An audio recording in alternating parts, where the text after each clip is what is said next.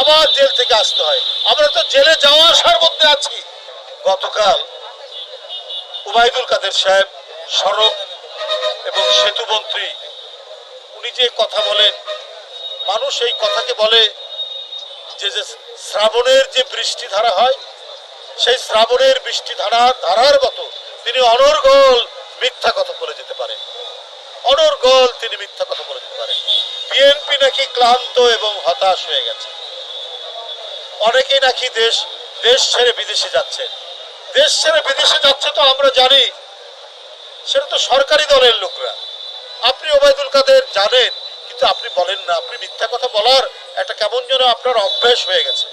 এটা জন্মগত অভ্যাস কিনা আমরা জানি না। কারণ বেসিক ব্যাংকের টাকা তো বিএনপির লোক পারেনি, হলমার্কের টাকা তো সোনালী ব্যাংক থেকে বিএনপির লোক পারেনি। এই টাকাগুলো কোথায়? এই টাকাগুলো তো সব বিদেশে। আপনার পদ্মা সেতু, মেট্রো রেল, ফ্লাইওভার, এইসব কাজ থেকে তো বিএনপির কোন নেতা কর্মীরা তো টাকা পাচার করেনি। সব তো আওয়ামী লীগ তার দখলে।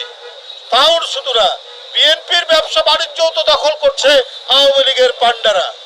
গ্রামে গঞ্জে দোকান পাট থেকে শুরু করে সব তো তাদের দখলে।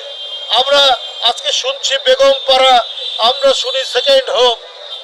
তো এগুলো তো শুনি সব যারা ক্ষমতাসীন দলের মন্ত্রী আছেন, ঘনিষ্ঠ লোক আছেন, মন্ত্রীরা আছেন, তাদের আত্মীয় স্বজনদের জন্য সেখানে করা হয়েছে।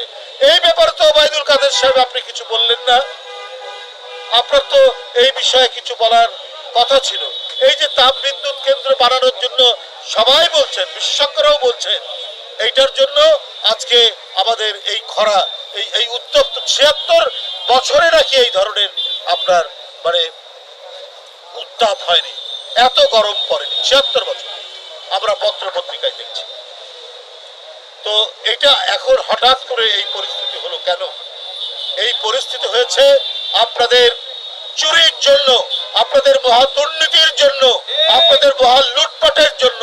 আপনারাই টাকা পাচারকারী। আপনারাই পরবর্তী জীবনে যদি সরকারের পতন হয়, এই কারণে বিদেশে একটা নিরাপদ জায়গা ঠিক করেছেন আপনারা। আর এখন থেকে আপনাদের স্ত্রী, আপনাদের ছেলে মেয়ে, আত্মীয় স্বজনকে সেখানে পাচার করছেন, আর আপনারা সময় মতো আপনারা সেখানে চলে যাবেন। এটাই তো মানুষ বিশ্বাস করে। আরে আমাদেরকে তো জেলে যেতে হয়, আবার জেল থেকে আসতে হয়। আমরা তো জেলে যাওয়া আসার মধ্যে আছি। আমরা এত নিপীড়নের মধ্যেও আমরা আমাদের কণ্ঠ, আমরা আমাদের মিছিল, আমরা আমাদের রাজনৈতিক কর্মসূচি আমরা অব্যাহত রেখেছি।